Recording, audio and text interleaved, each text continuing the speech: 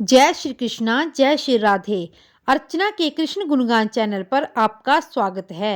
अब मैं आपको गीता जी के 8वें अध्याय का महात्म्य सुना रही हूँ। भगवान शिव बोले, देवी अब 8वें अध्याय का महात्म्य सुनो। उसके सुनने से तुम्हें बड़ी प्रसन्नता होगी। लक्ष्मी जी के पूछने पर भगवान विष्णु ने उन्हें इस प्रकार 8वें अध्याय का महात्म्य बताया था।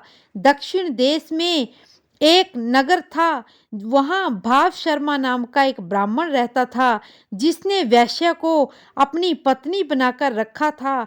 वो मांस खाता था, मदिरा पीता, श्रेष्ठ पुरुषों का धन चुराता, पराई स्त्री से व्यभिचार करता और शिकार खेलने में दिलचस्पी रखता था। वो बड़े भयानक स्वभाव का था और मन में बड़े बड़े हौसले रखता था। एक दिन मदिरा पीने वालों का समाज जुटा था। उसमें भाव शर्मा ने भरपेट ताड़ी पी, खूब गले तक उसे चढ़ाया। अतः अजीर्ण से अत्यंत पीड़ित होकर वह पापात्मा कालवश मर गया और बहुत बड़ा ताड़ का वृक्ष हुआ। उसकी घनी और ठंडी छाया का आश्रय लेकर ब्रह्म राक्षस भाव को प्राप्त हुई कोई पति पत्नी वहां रहा करते थे। उनके पूर्व जन्म की घटना इस प्रकार है। एक कुशीबल नामक का ब्राह्मण था, जो वेद वेदांत के तत्वों का ज्ञाता, संपूर्ण शास्त्रों के अर्थ के विशेषज्ञ और सदाचारी था।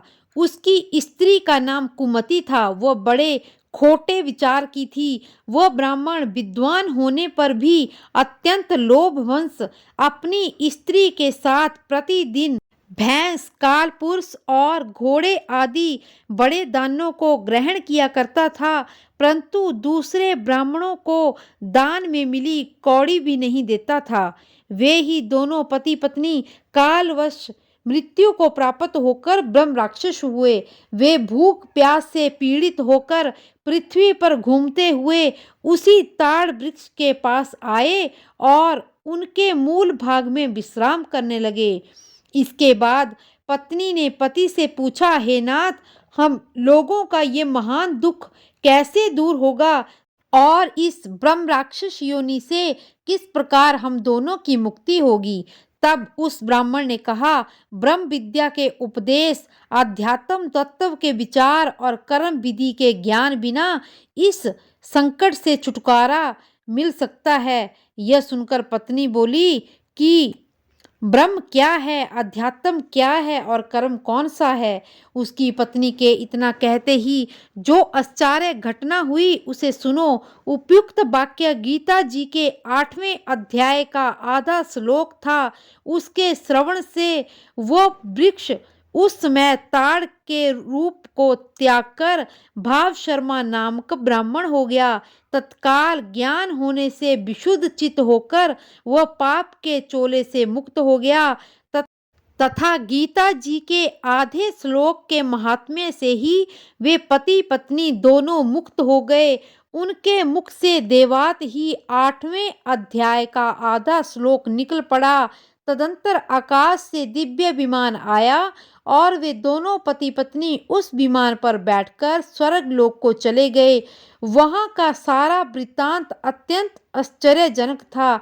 उसके बाद उस बुद्धिमान ब्राह्मण भाव शर्मा ने आदर पूर्वक उस आधे श्लोक को लिखा और देव शर्मा जनार्दन की आराधना करने की इच्छा से वह मुक्तिदायिनी काशीपुर में चला गया। वहां उस उदार बुद्धि वाले ब्राह्मण ने भारी तपस्या आरंभ की। उसी समय क्षीर सागर की कन्या भगवती लक्ष्मी ने हाथ जोड़कर देवताओं के भी जगतपति जनार्दन से पूछा, हे नाथ, आप सहसा नींद त्याग कर खड़े क्यों हो गए। श्री भगवान बोले, देवी, काशीपुर में भगीरथी नदी के तट पर बुद्धिमान ब्राह्मण भाव शर्मा मेरे भक्ति रस से परिपूर्ण होकर अत्यंत कठोर तपस्या कर रहा है। वो अपनी इंद्रियों को वश में करके गीता जी के 8वें अध्याय के आधे श्लोक का जप करता है। मैं उसकी तपस्या से बहुत संतुष्ट हूँ।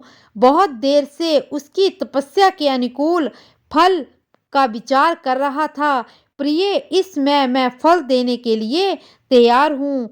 पार्वती जी ने कहा, भगवान श्री हरि सदा प्रसन्न होने पर जिसके लिए चिंतित हो उठे थे, उस भक्त भाव शर्मा को उन्होंने कौन सा फल दिया? श्री महादेव जी बोले, देवी, द्विज श्रेष्ठ भाव शर्मा प्रसन्न हुए। भगवान विष्णु के प्रसाद को पाकर अत्यधिक अत्यधिक सुख पाकर मोक्ष को प्राप्त हुए तथा उनके वंशज भी जो नरक यातना में पड़े थे, उसी के शुद्ध कर्म से भगवत नाम को प्राप्त हुए। पार्वती, ये गीता जी के 8वें अध्याय के महात्म्य को थोड़े से में ही तुम्हें बतलाया है। इस प्रकार इस पर सदा विचार करते रहना चाहिए। इसी तरह गीता जी का 8वां अध्याय संपूर्ण हुआ। जय श्री कृष्णा, जय श्री राधे।